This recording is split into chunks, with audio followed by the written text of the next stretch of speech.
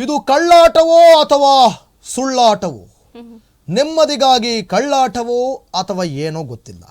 ದರ್ಶನ್ಗೆ ಜೈಲಿನಲ್ಲಿ ನೀಡಿರೋ ಸೌಲಭ್ಯ ಪರಿಶೀಲನೆ ವರದಿಯ ಸಲ್ಲಿಕೆ ಆಗಿದೆ. ಜೈಲಿನಲ್ಲಿ ಸೌಲಭ್ಯ ಸಿಕ್ತಿಲ್ಲ, ಅದು ಸಿಕ್ತಿಲ್ಲ, ಇದು ಸಿಕ್ತಿಲ್ಲ ಅಂತ ಸುಳ್ಳಾಂಬಳ್ಳೆ ಹೇಳಿದ್ರ ದರ್ಶನ್. ದರ್ಶನ್ ಜೈಲಿನಲ್ಲಿ ನೀಡಿರುವಂತಹ ಸೌಲಭ್ಯ ಪರಿಶೀಲನೆ ವರದಿ ಸಲ್ಲಿಕೆ ಆಗಿದೆ. ಜೈಲಿನಲ್ಲಿ ಸೌಲಭ್ಯ ಸಿಕ್ಕಿಲ್ಲ ಅಂತ ಸುಳ್ಳು ಹೇಳಿದ್ರ ದರ್ಶನ್ ಪರ ವಕೀಲರು ಏನಾದ್ರೂ ಸುಳ್ಳು ಹೇಳಿದ್ರ? ಅಧಿಕಾರಿಗಳ ವರದಿಯಲ್ಲಿ ಬಯಲಾಯ್ತು ನೋಡಿ ದರ್ಶನ್ ಅವರ ಕಳ್ಳಾಟ. ನಿಯಮದಂತೆ ಎಲ್ಲಾ ಸೌಲಭ್ಯ ನೀಡಲಾಗಿದೆ ಅಂತ ವರದಿಯಲ್ಲಿ ಉಲ್ಲೇಖ ಆಗಿದೆ. ಮತ್ತೇನ್ ದೊಡ್ಡ ರೋಗ, ಸುಮ್ನೆ ಯಾಕೆ ಹಿಂಗ್ ಹೇಳ್ಬೇಕು? ಕಾನೂನು ಸೇವಾ ಪ್ರಾಧಿಕಾರ ಅಧಿಕಾರಿಗಳ ವರದಿಯಲ್ಲಿ ಉಲ್ಲೇಖ ಆಗಿದೆ. ಖುದ್ದು ಜೈಲಿಗೆ ಭೇಟಿ ನೀಡಿ ವರದಿಯನ್ನ ಸಿದ್ಧಪಡಿಸಿದ್ದಾರೆ ಅಧಿಕಾರಿಗಳು. ಮುಚ್ಚಿದ ಲಕೋಟೆಯಲ್ಲೇ ಬೆಳಗ್ಗೆ ಕೋರ್ಟ್ಗೆ ಸಲ್ಲಿಸಲಾಗಿರುವಂತಹ ವರದಿಯಲ್ಲಿ ಎಲ್ಲವೂ ಕೂಡ ಉಲ್ಲೇಖ ಆಗಿರುವಂತದ್ದು. ಯಾಕಿಂತ ನಾಟಕ ಆಡಬೇಕು? ಕೊಟ್ಟಿರುವಂತಹ ಫೆಸಿಲಿಟಿಗಳನ್ನ ಈಗಾಗಲೇ ತಗೊಳ್ತಾ ಇದ್ದಾರೆ. ದಿಂಬ್ ಆಗಿರ್ಬೋದು, ಹಾಸಿಗೆ ಆಗಿರ್ಬೋದು, ಅಥವಾ ವಾಕಿಂಗ್ಗೆ ಏನೋ ಅವ್ರನ್ನ ಬಿಡಬೇಕು ಆ ಟೈಮಿಂಗ್ಸ್ ಅನ್ನು ಕೂಡ ಕೊಟ್ಟಿದ್ದಾರೆ. ಬಟ್ ಅವರನ್ನ ಗಲೀಜ್ ಜಾಗದಲ್ಲಿ ಮಲಗಿಸ್ತಾ ಇದ್ದಾರೆ. ಅವ್ರಿಗೆ ಶೂ ಹಾಕೊಂಡು ಹೋಗೋದಕ್ಕೆ ಪರ್ಮಿಷನ್ ಕೊಡ್ತಾ ಇಲ್ಲ. ಅವ್ರಿಗೆ ಬೇರೆ ಕೈದಿಗಳ ರೀತಿ ಟ್ರೀಟ್ ಮಾಡ್ತಾ ಇಲ್ಲ. ತುಂಬಾ ಕೀಳಾಗಿ ಅವ್ರನ್ನ ಟ್ರೀಟ್ ಮಾಡ್ತಿದ್ದಾರೆ ಅಂತ ಯಾಕೆ ಈ ತರ ಸುಳ್ಳು ಹೇಳ್ಬೇಕು? ನಾನು ನಿಮಗೆ ಅವತ್ತಿಂದ ಏನ್ ಹೇಳ್ದೆ, ಇವತ್ತು ಹೇಳ್ತಾ ಇದ್ದಾರೆ ಇದು. ನಾನ್ ನಿಮಗೆ ಅವತ್ತು ಏನ್ ಹೇಳಿದ್ದೆ? ಯಾರೋ ಒಬ್ಬ ಜೈಲಿನಲ್ಲಿ ಬರ್ತಡೇ ಮಾಡ್ಕೊಂಡು ಜಾಲಿ ಲೈಫ್ ಲೀಡ್ ಮಾಡ್ಕೊಂಡಿದ್ದು, ಸೇಬಿನ ಹಾರ ಹಾಕೊಂಡು ಸಿಕ್ಕಾಕೊಳ್ಳೋದು. ಅವನು ಯಾರೊಬ್ಬ ಚಿಲ್ಲರೆ ಪುಡಿ ರೌಡಿ. ಓಕೆನಾ?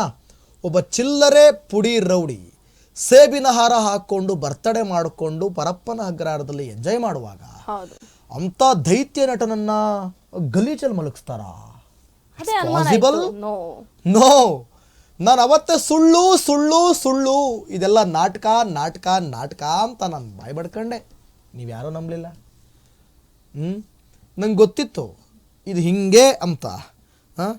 ನನ್ನನ್ನು ನಡೆದಾಡೋಕ್ಕೂ ಬಿಡ್ತಾ ಇಲ್ಲ, ಅಲ್ಲಿ ಬಿಡ್ತಾ ಇಲ್ಲ, ಇಲ್ಲಿ ಇದೆಲ್ಲ ಯಾರ್ದು ಪ್ಲಾನಿಂಗು ದರ್ಶನ್? ನನ್ನ ಪ್ರಕಾರ ನಾನು ಹೇಳಿದೆ ನಿಮ್ಗೆ ಅವತ್ತು, ಈ ಕೇಸ್ ಆಲ್ರೆಡಿ ಟ್ರಯಲ್ಗೆ ಬರಬೇಕಿತ್ತು. ಟ್ರಯಲ್ಗೆ ಬರ್ತಾ ಇಲ್ಲ. ಬರದೆ ಹಾಸಿಗೆ ದಿಂಬು ಹಾಸಿಗೆ ಅಂತ ಇದ್ರದೇ ನಡೀತಾ ಇದೆ. ಅಂದ್ರೆ ಟೈಮ್ ವೇಸ್ಟ್ ಯಾಕೆ ಆಗ್ತಾ ಇದೆ? ಒಂದಷ್ಟು ಸಾಕ್ಷಿಯನ್ನ ನಾಶ ಮಾಡೋ ಪ್ರಯತ್ನದಲ್ಲಿ ಏನಾದ್ರು ಇರ್ಬೋದಾ ಹೊರಗಡೆ ಟೈಮ್ ತಗೊಂಡು? ಕೇಸ್ ಸಡನ್ ಟ್ರಯಲಿಗೆ ಬಂದ್ಬಿಟ್ರು ಅಂದ್ರೆ ಸಾಕ್ಷ್ಯ ನಾಶ ಮಾಡೋದಕ್ಕೆ ಕಷ್ಟ ಆಗುತ್ತೆ. ಬೇಗ ಮುಗಿಸ್ಬೇಕು ಅಂತ ಹೇಳಿರೋದ್ರಿಂದ ಅದ್ರ ಬದಲು ಹಾಸಿಗೆ ದಿಂಬು ಬರೀ ಇಂಥದ್ದ ಚಿಲ್ಲರೆ ಮ್ಯಾಟ್ರ್ಗಳೇ ಕೋರ್ಟಲ್ಲಿ ಇದ್ದಾಗ ಟ್ರಯಲ್ಗೆ ಹೆಂಗ್ ಬಂದ್ಬಿಡುತ್ತೆ ಕೇಸು? ಫಸ್ಟ್ ಇದು ಕ್ಲಿಯರ್ ಆಗಿದೆ, ಅದಕ್ಕೆ ಬರಲ್ವಲ್ಲ. ಸೊ ಇಲ್ಲಿ ಏನೋ ಪ್ಲಾನಿಂಗ್ ನಡೆಸ್ತಾ ಇರಬಹುದು ಅಂತ ನನಗನ್ನಿಸ್ತಾ ಇದೆ. ಗೊತ್ತಿಲ್ಲ ನನಗೆ. ಓಕೆ, ಏನು ದರ್ಶನ್ ಆರೋಪ ಏನಿತ್ತು? ದರ್ಶನ್ ಆರೋಪವನ್ನ ಗಮನಿಸಲೇಬೇಕಾಗುತ್ತೆ. ನೋಡಿ, ಇತರೆ ಕೈದಿಗಳಂತೆ ಬಿಸಿಲಿನಲ್ಲಿ ನಡೆಯೋದಕ್ಕೆ ಬಿಡ್ತಾ ಇರ್ಲಿಲ್ವಂತೆ. ಸೊ ನಿಯಮ ಇದ್ರೂ ಕೂಡ ಹಾಸಿಗೆ ದಿಂಬನ್ನ ಕೊಟ್ಟಿಲ್ಲ ಅನ್ನುವಂಥ ಆರೋಪ ಕೇಳಿ ಬಂದಿತ್ತು. ಟಿವಿ ನೋಡೋದಕ್ಕೆ ಅವಕಾಶ ನೀಡಿಲ್ಲ. ಫೋನ್ನಲ್ಲಿ ಮಾತಾಡುವಾಗ ಸ್ಪೀಕರ್ ಆನ್ ಮಾಡಿಸ್ತಾರೆ. ಸೂರ್ಯನ ಬೆಳಕಿಲ್ಲದೆ ದೇಹದಲ್ಲಿ ಫಂಗಸ್ ಆಗೋಗ್ಬಿಟ್ಟಿದೆ. ಸೊಳ್ಳೆ ಬತ್ತಿ ಕೊಡಲ್ಲ, ಕನ್ನಡಿ ಕೊಡಲ್ಲ, ಬಾಚಣಿಕೆ ಅಂತೂ ಕೊಡ್ತಾನೆ ಇಲ್ವಂತೆ. ಇದು ಅವರು ಆರೋಪ ಮಾಡಿತ್ತು. ಬ್ಯಾರಕ್ ಬಳಿ ರಾತ್ರಿ ಇಡೀ ಲೈಟ್ ಹಾಕಿರ್ತಾರೆ, ನನಗೆ ನಿದ್ದೆ ಮಾಡೋದಕ್ಕೆ ಆಗೋದಿಲ್ಲ. ಬ್ಯಾರಕ್ನಲ್ಲಿ ಟಾಯ್ಲೆಟ್ ಸರಿ ಇಲ್ಲ ಅನ್ನುವಂಥ ಆರೋಪವನ್ನು ದರ್ಶನ್ ಪರ ವಕೀಲರು, ಅಂದರೆ ದರ್ಶನ್ ಅವರು ವಕೀಲರಿಗೆ ಹೇಳಿದರು. ವಕೀಲರು ಈ ರೀತಿ ವಾದವನ್ನು ಮಂಡಿಸಿದ್ರು. ಇತರೆ ಕೈದಿಗಳಂತೆ ಬಿಸಿಲಿನಲ್ಲಿ ಅವರನ್ನು ನಡೆಯೋದಕ್ಕೆ ಬಿಡ್ತಾ ಇಲ್ಲಂತೆ. ಅಂದರೆ ನೆರಳಲ್ಲೇ ಇಟ್ಟಿರ್ತಾರ? ಹಾಗಾದರೆ ನಿಯಮ ಇದ್ರೂ ಕೂಡ ಈಗಾಗಲೇ ಸುಪ್ರೀಂ ಕೋರ್ಟ್ ಆದೇಶವನ್ನು ಹೊರಡಿಸಿದೆ. ಯಾವಾಗ ದರ್ಶನ್ ಅವರು ನಂಗೊಂದು ತೊಟ್ಟು ವಿಷ ಕೊಟ್ಬಿಡಿ, ನಾನು ಸತ್ತೋಗ್ಬಿಡ್ತೀನಿ, ನನಗೆ ಈ ನರಕದ ಜೀವನ ಜೀವಿಸೋದಕ್ಕೆ ಆಗುವುದಿಲ್ಲ, ನನಗೆ ಹಾಸಿಗೆ ದಿಂಬು ಇಲ್ಲದೆ ಕಷ್ಟ ಆಗ್ತಾ ಇದೆ ಅಂತ ಹೇಳಿದ ತಕ್ಷಣ ಸುಪ್ರೀಂ ಕೋರ್ಟ್ ಒಂದು ಆದೇಶವನ್ನು ಹೊರಡಿಸುತ್ತೆ. ಓಕೆ, ಕೇಳಿರುವಂತಹ ಸೌಲಭ್ಯಗಳನ್ನು ಕೊಟ್ಬಿಡಿ, ಅವ್ರಿಗೆ ವಾಕಿಂಗ್ ಮಾಡೋದಕ್ಕೆ ಅವಕಾಶವನ್ನು ಕೊಡಿ, ಹಾಗೆ ಹಾಸಿಗೆ ದಿಂಬನ್ನು ಕೂಡ ಕೊಟ್ಬಿಡಿ ಅಂತ ಹೇಳ್ತಾರೆ. ಸೊ ಹಾಗಾಗಿ ಜೈಲಧಿಕಾರಿಗಳು ಕೂಡ ಅದನ್ನು ಫಾಲೋ ಮಾಡಿದ್ದಾರಂತೆ. ಬಟ್ ಇಲ್ಲಿ ದರ್ಶನ್ ಪರ ವಕೀಲರು ಮಾತ್ರ ಅದ್ಯಾವುದಕ್ಕೂ ಕೂಡ ಒಪ್ಕೊಳ್ತಾ ಇಲ್ಲ. ಇನ್ನು ಟಿವಿ ನೋಡೋದಕ್ಕೆ ಅವಕಾಶವನ್ನು ಕೊಡ್ಲಿಲ್ವಂತೆ. ಫೋನ್ನಲ್ಲಿ ಮಾತಾಡುವಾಗ ಸ್ಪೀಕರ್ ಇಟ್ಕೊಂಡೇ ಮಾತಾಡಿ, ನೀವೇನು ಏನು ಸಸ್ಪೆನ್ಸ್ ಆಗಿ ಏನು ಮಾತಾಡ್ತೀರಾ ಅದೆಲ್ಲವನ್ನು ಕೂಡ ನಾವು ಕೇಳಿಸ್ಕೋಬೇಕು ಅಂತ ಹೇಳ್ತಿದ್ರಂತೆ. ಸೊ ಆ ಥರ ಮಾಡೋದಕ್ಕೆ ಮೋಸ್ಟ್ಲಿ ಸಾಧ್ಯ ಇಲ್ಲ. ಇನ್ನು ಸೂರ್ಯನ ಬೆಳಕಿಲ್ಲದೆ ದೇಹದಲ್ಲಿ ಫಂಗಸ್ ಆಗೋಗ್ಬಿಟ್ಟಿದೆ ಅಂತೆ. ಸೊ ಮೇ ಬಿ ಇದು ಒಂದು ಕಡೆ ನಂಬೋದಕ್ಕೆ ಕಷ್ಟ ಆಗುತ್ತೆ. ಯಾಕಂದರೆ ಬೆಳಗ್ಗೆ ಎಲ್ಲರೂ ಕೂಡ ವಾಕಿಂಗ್ ಬಿಡ್ತಾರೆ, ಸೂರ್ಯನ ಕಿರಣಗಳು ಮೈಕ್ ತಾಕಬೇಕು ಅಂತ ಎಲ್ಲರೂ ಕೂಡ ಅಡ್ಡಾಡ್ತಾರೆ ಅನ್ನೋದು ಕೂಡ ನಾವು ಕೇಳ್ಪಟ್ಟಿದ್ದೀವಿ. ಸೊ ಸೊಳ್ಳೆ ಬತ್ತಿ ಆಗಿರ್ಬೋದು, ಕನ್ನಡಿ ಬಾಚಣಿಕೆಯನ್ನು ಕೊಡ್ತಾ ಇಲ್ವಂತೆ.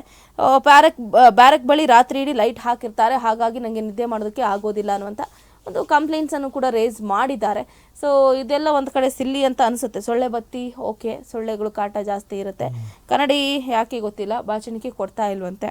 ಅಷ್ಟೇ ಅಲ್ಲದೆ ಫೋನ್ನಲ್ಲಿ ಮಾತಾಡುವಾಗ ಸ್ಪೀಕರ್ ಆನ್ ಮಾಡಲೇಬೇಕು ಅಂತ ಹೇಳ್ತಾರಂತೆ.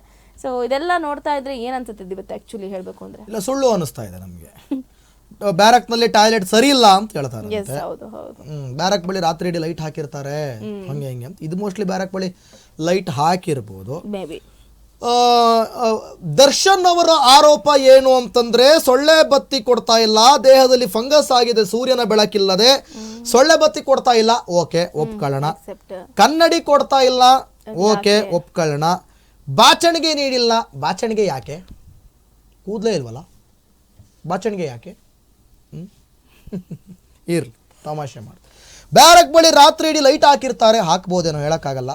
ಬ್ಯಾರಕ್ನಲ್ಲಿ ಟಾಯ್ಲೆಟ್ ಸರಿ ಇಲ್ಲ, ನನಗೇನೋ ಇಷ್ಟೊಂದು ಕಂಪ್ಲೇಂಟ್ಸ್, ತುಂಬ ಇಷ್ಟೊಂದು ಕಸದ ಕೀಳಾಗಿ ನೋಡ್ಕೋತವ್ರ ದರ್ಶನ್ ಅವ್ರನ್ನ. ಏನೋ ಅಪ್ಪ, ಇಷ್ಟೊಂದು ಕಸದ ಕೀಳಾಗಿ ನೋಡ್ಕೋತವ್ರ ಜೈಲಲ್ಲಿ. ನನಗೇನೋ ಹಂಗೆ ಅನಿಸ್ತಾ ಇಲ್ಲ. ಯಾರೋ ಚಿಲ್ದ್ರೆ ಪಿಲ್ದ್ರೆ ರೌಡಿಗಳೆಲ್ಲ ಬರ್ತಡೇ ಮಾಡ್ಕೊಂಡು ಜಾಲಿಯಾಗವ್ರೆ, ಅವ್ರು ಯಾವ್ದು ಕಂಪ್ಲೇಂಟ್ ರೈಸ್ ಮಾಡ್ತಾ ಇಲ್ಲ. ಈಗ ಸತ್ಯ ವರದಿಯಲ್ಲಿ ಏನಿದೆ ನೋಡೋಣ. ಈಗ ಸತ್ಯಾಂಶ ವರದಿಯಲ್ಲಿ ಏನಿದೆ? ಎಸ್.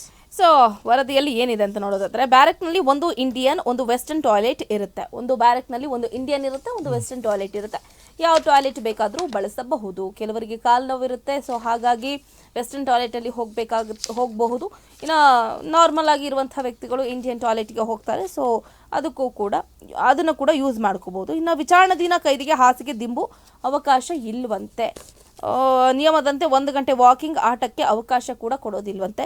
ಟಿವಿ ನೋಡೋದಕ್ಕೆ ಕೈದಿಗಳಿಗೆ ಅವಕಾಶವನ್ನು ನೀಡಬಹುದು ಅಂತ ಹೇಳಲಾಗ್ತಾ ಇದೆ. ಇನ್ನು ನೋಡಿ, ಆರೋಪಿಗಳ ಮೇಲೆ ನಿಗಾಗೆ ದೃಷ್ಟಿಯಿಂದ ಅವಕಾಶವನ್ನು ಇಡಲಾಗಿದೆಯಂತೆ. ಬೆಳಕಿಲ್ಲದೆ ಕಾಲಲ್ಲಿ ಫಂಗಸ್ ಅಂತ ದರ್ಶನ್ ಅವರು ಆರೋಪವನ್ನು ಮಾಡಿದ್ರು. ಸೊ ಸಜಾ ಬಂದಿಗಳಿಗೆ ಮಾತ್ರ ಇವುಗಳನ್ನು ಕೊಡಬಹುದು. ಭದ್ರತೆ ದೃಷ್ಟಿಯಿಂದ ಲೈಟ್ ಹಾಕೋದಕ್ಕೆ ನಿಯಮಾವಳಿಯಲ್ಲಿ ಅವಕಾಶ ಇದೆ. ಕತ್ಲು ಮಾಡಿಕೊಂಡು ಅದು ಮೊದಲೇ ಜೈಲು, ಎಲ್ಲಿ ಏನಾಗುತ್ತೋ ಅಂತ ನಾವು ಹೇಳೋದಕ್ಕಾಗೋದಿಲ್ಲ. ಸೊ ಹಾಗಾಗಿ ಲೈಟ್ ಆನ್ ಇರುತ್ತೆ. ಸೊ ನಾವು ಲೈಟ್ ಮಾಡೋದಕ್ಕೆ ಎಲ್ಲ ರೀತಿಯಾದಂಥ ರೂಲ್ಸು ರೆಗ್ಯುಲೇಷನ್ಸ್ ಕೂಡ ಇರುತ್ತೆ. ಸೊ ಹಾಗಾಗಿ ನಾವು ಲೈಟ್ಸನ್ನು ಆನ್ ಮಾಡಿರ್ತೀವಿ ಅಂತಲೂ ಕೂಡ ಒಂದು ಕಡೆ ಹೇಳ್ತಿದ್ದಾರೆ. ಬಟ್ ಇದರಿಂದ ದರ್ಶನ್ ಅವರಿಗೆ ಡಿಸ್ಟರ್ಬ್ ಆಗ್ತಾ ಇದೆ. ಅವ್ರನ್ನ ಎಲ್ಲಾದರೂ ಬೇರೆ ಆ ಬ್ಯಾರಕ್ಕಿಂದ ಬೇರೆ ಬ್ಯಾರಕ್ಗೆ ಶಿಫ್ಟ್ ಮಾಡಿದ್ರೆ ಬೆಸ್ಟು ಅಂತ ಒಂದು ಕಡೆ ಅನಿಸುತ್ತೆ ಅಲ್ವಾ? ನೋಡಿ, ಜೈಲಲ್ಲಿ 2 ರೀತಿಯ ಕೈದಿಗಳು ಇರ್ತಾರೆ, 2 ವಿಧದ ಕೈದಿಗಳು. ಒಂದು ವಿಚಾರಣಾಧೀನ ಕೈದಿ, ಇನ್ನೊಂದು ಸಜಾ ಬಂದಿ. ಎರಡಕ್ಕೂ ವ್ಯತ್ಯಾಸ ಇದೆ. ಏನ್ ವ್ಯತ್ಯಾಸ ಎರಡಕ್ಕೂ? ಎಲ್ರಿಗೂ ಗೊತ್ತಿರೋ ವಿಚಾರ ಇದು.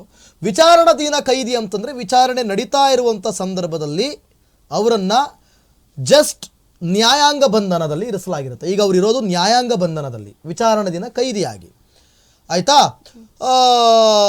ಸಜಾ ಬಂದಿ ಅಂತಂದ್ರೆ ಟ್ರಯಲ್ ಎಲ್ಲ ಮುಗಿದು ಕೊನೆಗೆ ಕೋರ್ಟ್ ಆದೇಶ, ಅಂದ್ರೆ ಪ್ರಜ್ವಲ್ ರೇವಣ್ಣ ಇದಾರಲ್ಲ, ಸೇಮ್ ಅದು ಸಜಾ ಬಂದಿ. ಅಂದ್ರೆ ತಪ್ಪಿತಸ್ಥರು, ಅಪರಾಧಿಗಳು ಅಂತ ಪ್ರೂವ್ ಆದಮೇಲೆ ಅವರು ಜೈಲಲ್ಲಿ ಇಷ್ಟು ವರ್ಷ ಇರಬೇಕಾಗುತ್ತೆ ಅಂತ ಹೇಳಿ ಕೋರ್ಟ್ ಆದೇಶ ಹೊರಡಿಸುತ್ತಲ್ಲ, ಅದು ಸಜಾ ಬಂದಿ. ಸಜಾ ಬಂದಿಗಳನ್ನೇ ಬೇರೆ ರೀತಿ ಟ್ರೀಟ್ ಮಾಡ್ತಾರೆ, ಸಜಾ ಕೈದಿಗಳನ್ನೇ. ವಿಚಾರಣಾಧೀನ ಕೈದಿಗಳನ್ನೇ ಬೇರೆ ರೀತಿ ಟ್ರೀಟ್ ಮಾಡ್ತಾರೆ. ಎರಡಕ್ಕೂ ಡಿಫ್ರೆನ್ಸ್ ಇದೆ, ತುಂಬಾ ವ್ಯತ್ಯಾಸ ಇದೆ. ಉದಾಹರಣೆಗೆ ವಿಚಾರಣಾಧೀನ ಕೈದಿಗಳು ಕೇವಲ ವಿಚಾರಣಾಧೀನ ಕೈದಿಗಳು, ಆರೋಪಿಗಳಷ್ಟೇ, ಅಪರಾಧಿಗಳಲ್ಲ. ಅವ್ರ ವಿಚಾರವಾಗಿ ವಿಚಾರಣೆ ನಡೀತಾ ಇರುತ್ತೆ, ಅವ್ರನ್ನ ಅಷ್ಟು ಕೀಳು ಮಟ್ಟಕ್ಕೆ ಇಳಿದು ನೋಡ್ಕೊಳ್ಳಲ್ಲ ಜೈಲಲ್ಲಿ. ಒಂದು ರೇಂಜಲ್ಲಿ ನೋಡ್ತಾ ಇರ್ತಾರೆ, ಅಂದರೆ ಪಶ್ಚಾತ್ತಾಪ ಆಗೋ ರೇಂಜಿಗೆ. ಅಂದರೆ ತುಂಬ VIP ಆಗಿ ಅಥವಾ ಏನೋ ಹಾಸ್ಟೆಲಲ್ಲಿ ಇದ್ದಂಗೆ ಫೀಲ್ ಅಲ್ಲ, ಸ್ವಲ್ಪ ಕಷ್ಟ ಇರುತ್ತೆ. ಹಂಗನ್ ಮಾತ್ರಕ್ಕೆ ಸಜಾಬಂದಿಗಳ ರೀತಿ ಅವ್ರನ್ನ ಟ್ರೀಟ್ ಮಾಡಲ್ಲ. ವಿಚಾರಣಾಧೀನ ಕೈದಿಗಳು ಕೆಲಸ ಮಾಡುವಂತಿರಲ್ಲ, ಆ ಬಿಳಿ ಬಟ್ಟೆಗಳನ್ನು ಧರಿಸುವಂತಿರಲ್ಲ, ಯೂನಿಫಾರ್ಮ್ ಧರಿಸಂಗಿಲ್ಲ. ಅವರಿಗೆ ನಂಬರ್ ಇದೆ, ವಿಚಾರಣಾಧೀನ ಕೈದಿಗಳಿಗೂ ಕೂಡ ನಂಬರ್ ಇದೆ, ಆದ್ರೆ ಕೈದಿ ನಂಬರ್ ಇದೆ. ಆದರೆ ಸಜಾ ಕೈದಿಗಳಿಗೆ ಬೇರೆ, ಅವರಿಗೂ ನಂಬರ್ ಇದೆ. ಬಟ್ ಡಿಫರೆನ್ಸ್ ಇದೆ ಎರಡಕ್ಕೂ ಕೂಡ. ಅವರು ಆ ನಂಬರ್ನ ಬಟ್ಟೆ ಹಾಕೊಂಡು ಕೆಲಸ ಮಾಡಬೇಕು, ಒಳಗಡೆ ದುಡಿಬೇಕು, ಬೇರೆ ಬೇರೆ ರೀತಿ ಅವರಿಗೆ ಆಕ್ಟಿವಿಟೀಸ್ ಇರುತ್ತೆ. ಅವ್ರು ಪರ್ಮನೆಂಟ್ ಜೈಲ್ ಅಂದ್ರೆ 2 ವರ್ಷ 3 ವರ್ಷ 4 ವರ್ಷ ಫಿಕ್ಸು. ಆದರೆ ವಿಚಾರಣಾಧೀನ ಕೈದಿಗಳಿಗೆ ಬೇಲ್ ಸಿಗುತ್ತೆ, ಸಾಧ್ಯತೆಗಳಿರುತ್ತೆ, ಅವ್ರನ್ನ ಬಿಡಿಸ್ಕೊಂಡು ಹೋಗ್ಬೋದು.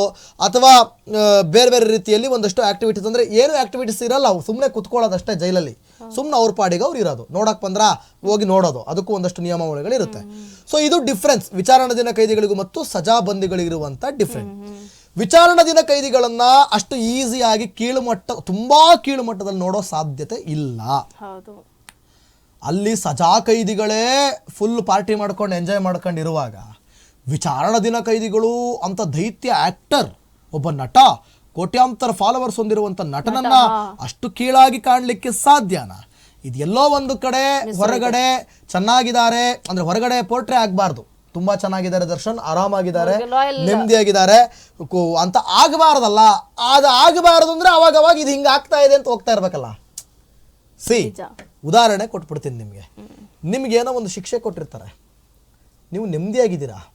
ಹೆಂಗೆ ಒಂದು ಶಿಕ್ಷೆ ನಿಮಗೆ ಏನಪ್ಪ ಶಿಕ್ಷೆ ಅಂದರೆ ಕೈಯನ್ನು ಹಿಂಗೆ ಮಾಡಿ ಹಿಡ್ಕೊಳ್ಳೋ ಶಿಕ್ಷೆ ಕೊಟ್ಟಿರ್ತಾರೆ. ಆಯಿತಾ? ಗೊತ್ತಿಲ್ಲ ನಿಮಗೆ ಯಾವ ಶಕ್ತಿನೋ ಇರ್ಬೋದು, ನಿಮ್ಗೊಂದು ಶಕ್ತಿ ಇರ್ಬೋದು, ಆ ಕೈನ ಹಿಂಗೆ ನಿಂತರೂ ಕೂಡ ನಿಮ್ಗೆ ಯಾವ ನೋವು ಆಗ್ತಾ ಇಲ್ಲ. ಸಪೋರ್ಟ್ ಇದೆ, ಏನೋ ಒಂದು ಯಾರಿಗೂ ಕಾಣದೇ ಇರೋ ಸಪೋರ್ಟಿಂದ ನೀವು ನಿಂತ್ಕೊಂಡಿರ್ತೀರ. ಗೊತ್ತಿರಲ್ಲ ನಿಮಗೆ, ಒಂದು ಸಪೋರ್ಟ್ ಕೊಟ್ಕೊಂಡು ಹಿಂಗೆ ನಿಂತ್ಕೊಂಡ್ಬಿಟ್ಟಿರ್ತೀರ, ಒಂದು ಶಕ್ತಿ. ಅದು ಯಾರಿಗೂ ಗೊತ್ತಾಗ್ತಾ ಇರಲ್ಲ, ನಿಮಗೆ ಮಾತ್ರ ಗೊತ್ತಿರ್ತದೆ. ಓಕೆ, ನಾನು ಯಾವುದೇ ನೋವಿಲ್ಲದೆ ನಿಂತಿದ್ದೀನಿ, ಈ ಶಿಕ್ಷೆ ಕೊಟ್ಟರು ಪ್ರಯೋಜನ ಇಲ್ಲ ಅಂತ. ಆದರೆ ನೀವೇನು ಮಾಡ್ತಾ ಇರ್ತೀರಾ, ಹಿಂಗೆ ಇಟ್ಕೊಂಡು ನೋವು ಅಯ್ಯೋ ನೋವು ಆಗ್ತಾ ಇಲ್ಲ, ನನಗೆ ಬಿಟ್ಬಿಡಿ ಅಂತ ಇರ್ತೀರಾ. ಹೊರಗಡೆಗೆ ಹೆಂಗೆ ಪೋಟ್ರೆ ಆಗ್ತಾ ಇರ್ತದದು, ತುಂಬಾ ನೋವು. ಆದ್ರೆ ಸತ್ಯ ಏನೋ ಆರಾಮಾಗಿದ್ದೀರಾ. ಇಲ್ಲಿ ಅದೇ ಆಗ್ತಾ ಇರೋದು. ಅರ್ಥ ಆಯ್ತಾ? ನನ್ನ ಪ್ರಕಾರ ಅದೇ ಆಗ್ತಾ ಇರ್ಬೋದು. ಅಂದ್ರೆ ಹೊರಗಡೆ ಈಗ ಲಾಸ್ಟ್ ಟೈಮ್ ಸಿಗರೇಟ್ ಇಟ್ಕೊಂಡು ಕಾಫಿ ಇಟ್ಕೊಂಡು ದರ್ಶನ್ಗೆ ರಾಜಾತಿಥ್ಯ ಸಿಗ್ತಾ ಇದೆ ಅಂತ ಎಲ್ಲ ಅಧಿಕಾರಿಗಳನ್ನ ಸಸ್ಪೆಂಡ್ ಮಾಡಿ ಸರ್ಕಾರಕ್ಕೆ ಕಪ್ಪು ಚುಕ್ಕೆ ಆಗಿತ್ತಲ್ಲ, ಅದು ಆಗ್ಬಾರ್ದು. ದರ್ಶನ್ ಕಷ್ಟಪಡ್ತಾ ಇದಾರೆ ಅಂತ ಹೊರಗಡೆ ಪೋಟ್ರೆ ಆಗ್ಬೇಕು, ಒಳಗಡೆ ಹೆಂಗ್ ಕೊಟ್ಟೆ ಎಕ್ಸಾಂಪಲ್ ಕರೆಕ್ಟ್ ಆಗಿತ್ತಾ? ಪಕ್ಕಾ ಎಕ್ಸಾಂಪಲ್. ಸೊ ಇದೇ ಆಗ್ತಾ ಇರೋದಲ್ಲಿ. ಎಸ್, ಇಷ್ಟೇ ವಿಚಾರ.